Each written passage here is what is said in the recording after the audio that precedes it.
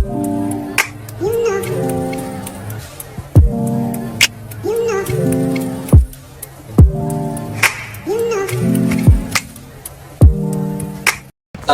warahmatullahi wabarakatuh. Waalaikumsalam warahmatullahi wabarakatuh. Selamat sore semuanya. Pertama izinkan kami kelompok 5 untuk mempresentasikan hasil tugas kami, yaitu studi kelayakan bisnis nasi uduk Mbak Purwanti. Langsung perkenalan saja. Pertama ada saya sendiri, saya Fajar Maulana. Saya Rahmat Ardiansyah. Saya Nurulani Azahra. Saya Wati Fitrasari. Ya, kita langsung mulai.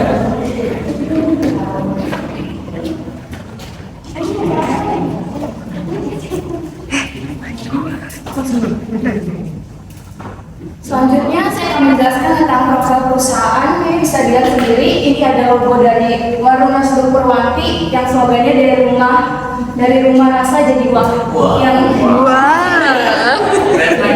Yang ini ada dia bisa lewat GrabFood, ShopeeFood, dan GoFood. Nah, usaha ini sendiri yang bernama Nasi Uduk Purwanti yang berlokasi di Sungai.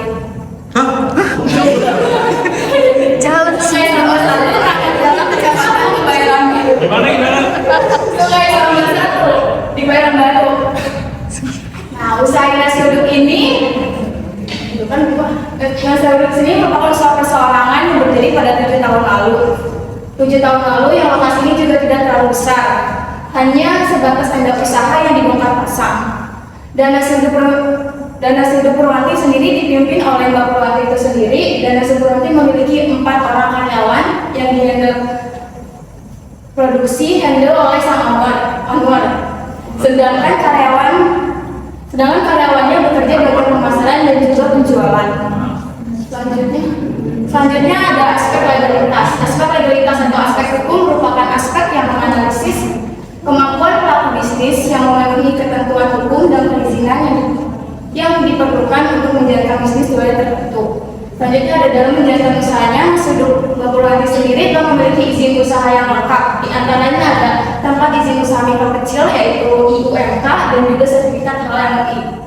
Selanjutnya di sini ada sertifikat HLMUI dari Mbak Purwantinya sendiri. Selanjutnya ada usaha mikro kecil IUMK-nya dari Nasi Uduk Mbak Purwantinya sendiri. Selanjutnya banyak bahasa sekian. Selanjutnya ada aspek pasar dan perdagangan. Di sini tuh ada analisa SWOT dari Nasi Uduk Mbak Purwanti. Yang pertama adalah buatannya atau streknya, yaitu punya ciri khas yang beda dari nasi uduk lainnya. Terus ada harganya yang relatif terjangkau untuk semua kalangan, dan juga lokasi strategis dari Nasi Uduk Mbak Purwanti itu sendiri. Lalu ada kelemahannya, yaitu nasi uduk ini nggak bertahan lama, cepat basinya.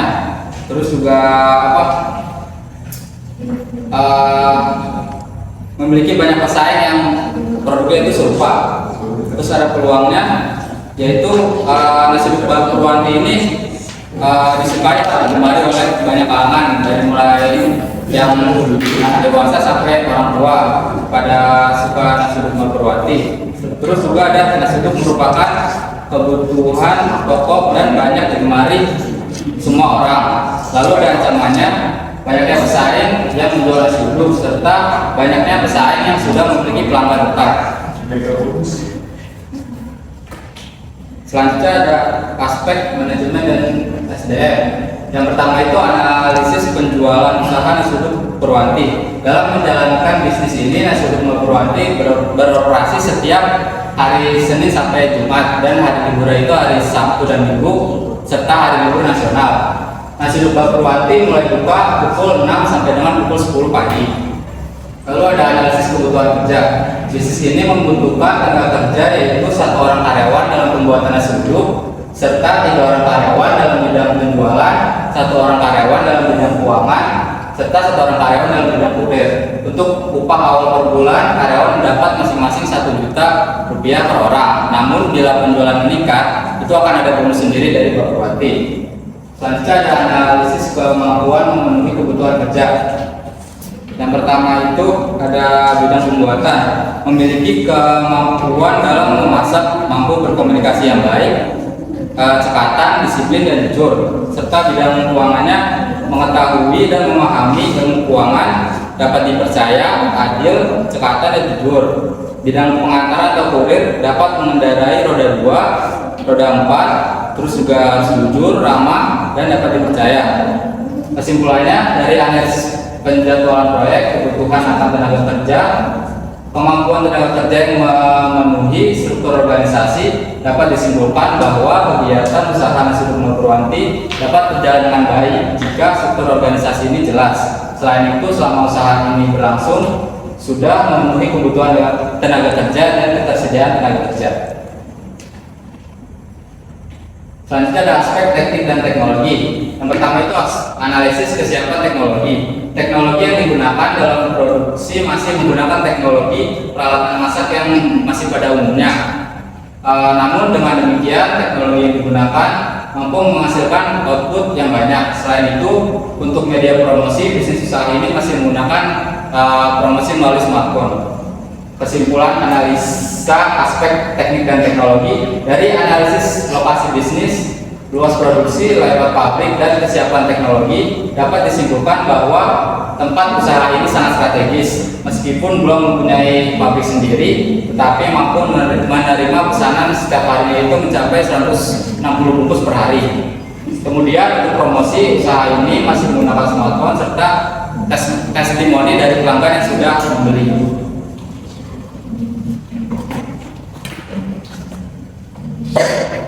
Selanjutnya ada aspek keuangan. Yang pertama ada analisis kebutuhan investasi awal. Di analisis kebutuhan investasi awal ini terdiri dari 3. Yang pertama ada aktiva tetap dengan jumlah 8.140. Yang kedua ada modal kerja dengan jumlah 2 juta dan biaya operasional dengan jumlah 5.100 dengan total 15.240. Dengan modal awal dari pendirian ini adalah 28 juta rupiah. Selanjutnya ada arus kas masuk. Arus kas masuk itu penyusutan sama dengan investasi dibagi dengan umur ekonomis. Investasi sebesar 8.140 dari total aktiva tetap dibagi 4 tahun sampai dengan 2.035.000. Dengan totalnya penyusutan berarti 2.035.000 per tahun. Sehingga estimasi laporan laba rugi pendapatannya ada 100 juta dan biaya yang keluar terdiri dari total biaya 24 juta, dari total biaya 24 juta dan penyusutan sebesar 2.035.000. Di totalnya biaya yang keluar itu ada 26.035.000. Setelah itu pendapatan yang 100 juta dikurang dengan total biaya yang keluar sebesar 26.035.000 sebesar 73.965.000 yang disebut dengan laba sebelum pajak. Laba sebelum pajak itu dikenakan 0,5%. 0,5% dari 73.965.000 rupiah adalah 369.825.000. Berarti setelah dikurang itu menjadi laba setelah pajaknya 73.595.175 rupiah. Aliran kas masuk bersih. Aliran kas masuk bersih dilihat dari laba setelah pajak ditambah penyusutan. Laba setelah pajak itu 73.595.175 rupiah ditambah penyusutannya 2.035.000 dengan total 75.630.175 rupiah. Dengan pajak 0,5% diperoleh dari Undang-Undang Pajak Penghasilan Pasal 21 yang mengatur penghasilan usaha kecil pendapatan brutonya kurang dari 4,8 M dalam setahun. Selanjutnya ada estimasi cash flow. Kas masuk dari tahun 2020 sampai 2023 kosong. Yang pertama ada investasi sebesar 15.240 dari total investasi dapat dilihat dari total analisis kebutuhan investasi awal. Dengan pendapatannya di tahun 2020 sampai dengan 2023 100 juta, total kas masuk 115.240.000 didapat dari investasi ditambah pendapatan. Selanjutnya ada kas keluar. Yang pertama pembelian aktiva tetap sebesar 15.240.000, gaji karyawan 1 juta kali 4 juta, air dan listrik 1 juta rupiah, kuota 100.000, penyusutan 2.035.000 dan total kas keluar 22.375.000. Surplus selanjutnya ada surplus. Surplus itu didapat dari total kas masuk di keluar total kas keluar total kas keluar dengan mendapatkan hasil Rp92.865.000 dan saldo awal kasnya itu 0, saldo kas akhir Rp92.865.000.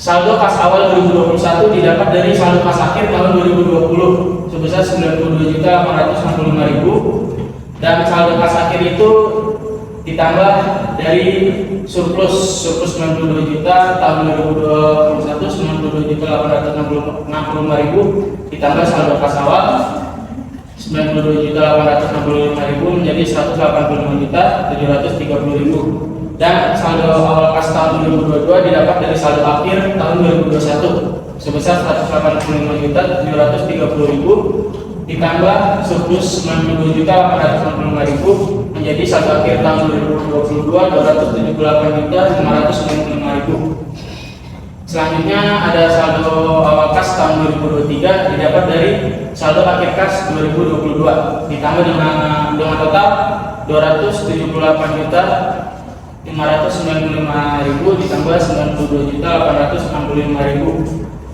Hasilnya saldo kas akhiran 371.460.000. Selanjutnya ada payback period. Payback period 28 juta dibagi dengan 75.630.175 rupiah dikali 12 bulan sama dengan 4,3 bulan. Usaha nasi uduk Mbak Purwanti dinilai layak karena jangka waktu pengembalian modal selama 4,4 bulan kurang dari 4 tahun atau umur proyek tersebut. Selanjutnya ada average range of return atau ARR. Total pajaknya 73.595 dikali 175 rupiah dikali 4 sama dengan 294.380.000. Rata-ratanya 294.380.000 dibagi 4 70 sama dengan 73.595.175.000. Rata-rata investasi didapat dari modal awal 28 juta dibagi 2 sama dengan 14 juta. Selanjutnya ada ARR 73.595.175 rupiah dibagi 14 juta sama dengan 5,2% dibulatkan menjadi 6%. Selanjutnya ada net present value atau NPV. Sini ada proses dari tahun pertama sampai tahun keempat. Tahun pertama sampai tahun keempat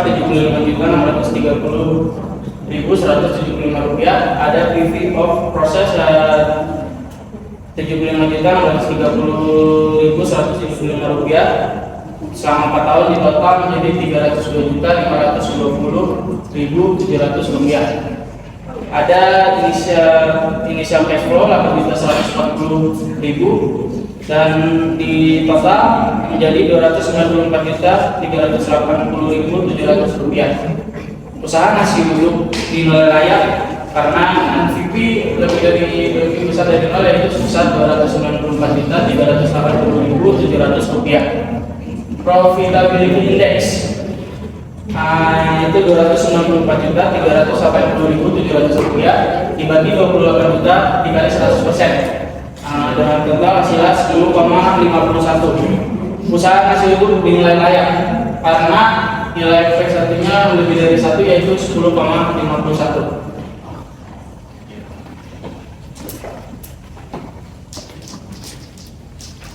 Berikutnya di sini ada aspek teknik dan teknologi. Itu ada 2, yaitu dampak positif ekonomi sama dampak negatif ekonomi. Yang dampak positif ekonomi ada pembangunan ekonomi juga membuat lapangan kerja ikut meningkat.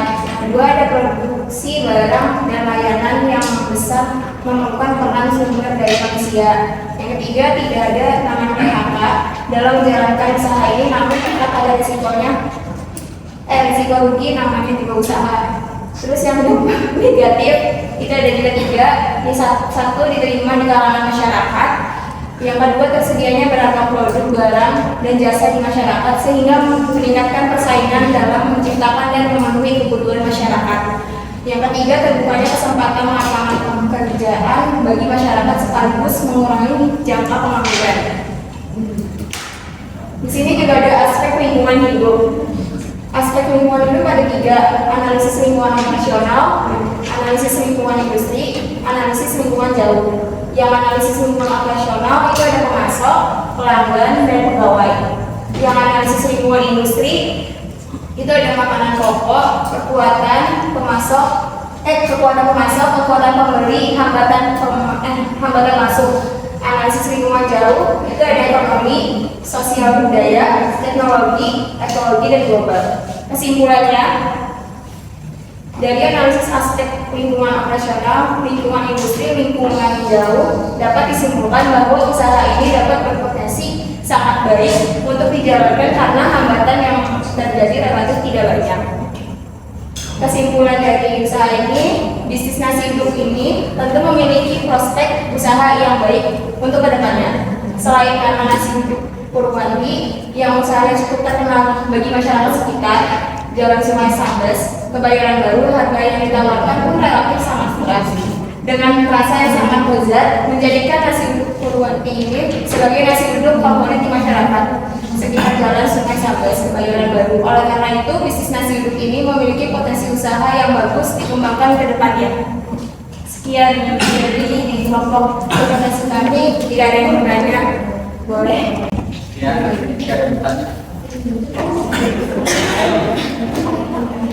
Ini kan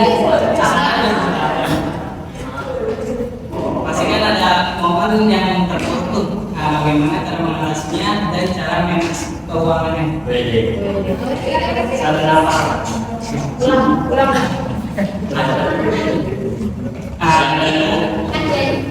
Bagaimana cara mendetekan saat momen terburuk mengatasi keuangannya? Enggak lah. Halo. Mengatasi keadaan terburuk.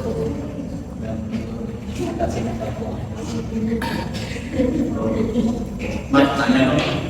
Wah. Satu, dua. Mana? Mengatasi masalah keuangan. Mengatasi masalah keuangan.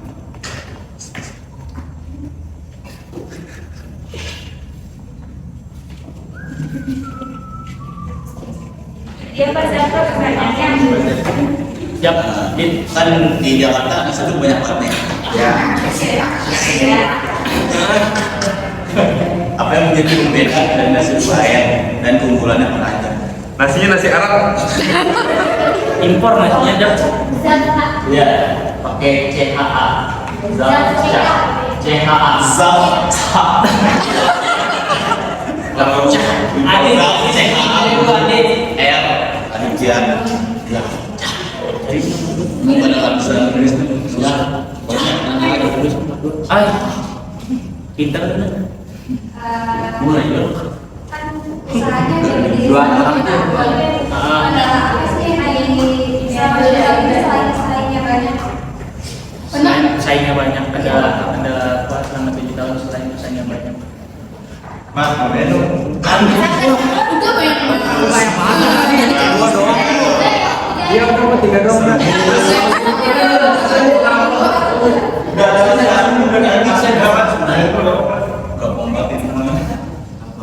Kendalanya Enak, yang mana? Selainnya banyak. bisa dijawab atau tidak jawab?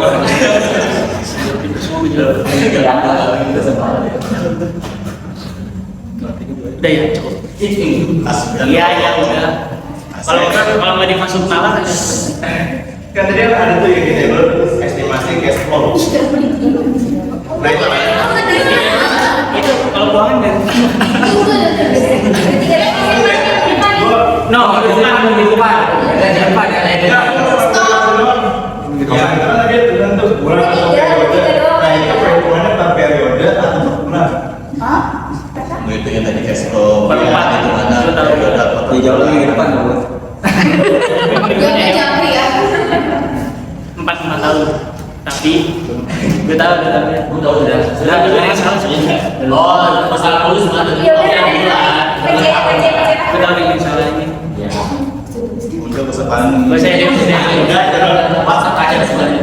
Iya, PC ya, PC. Hah? Gak usah dipegang jadi. Tiga aja ya dia. Caranya di bawah aja, nggak usah tadi.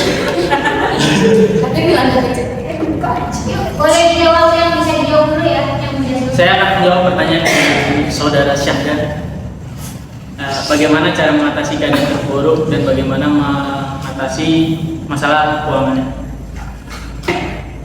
Kalau keadaan terburuk itu benar-benar terburuknya itu awal pandemi tahun 2020. Cara mengatasinya kan sebelum itu kita nggak pakai aplikasi ya, cuma offline doang, orang datang ke tempat, merasa udah mulai sepi kan, udah orang-orang nggak boleh keluar.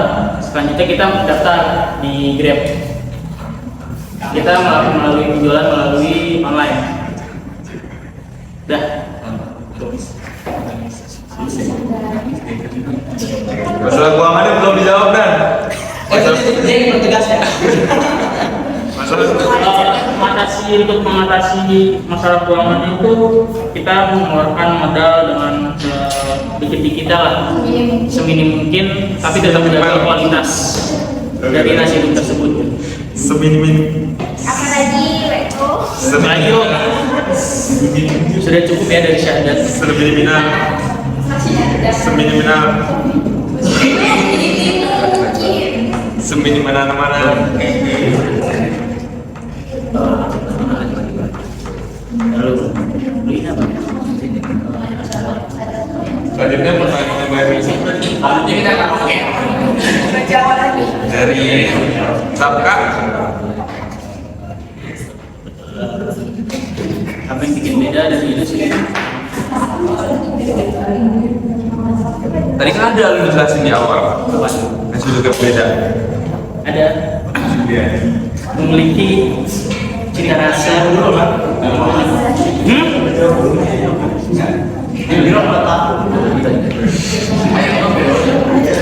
Dia masih dipermasalahin gitu. Tadi di slide-nya awal itu loh, Mat. Punya jaka? Ada. Saya akan menjawab pertanyaan dari ini. Kendala apa selama 7 tahun selain pesaing yang banyak? Tentu kan selain pesaing yang banyak tuh banyak kendalanya. Dari mulai harga bahan pokoknya itu yang naik turun, nggak stabil. Kayak misalnya telur naik turun, beras naik turun. Jadi itu bisa jadi kendala. Terus juga masalah cuaca. Kalau misalnya cuacanya buruk, lagi sering hujan tuh juga mempengaruhi ya. Kayak orang-orang tuh malas keluar jadinya karena hujan.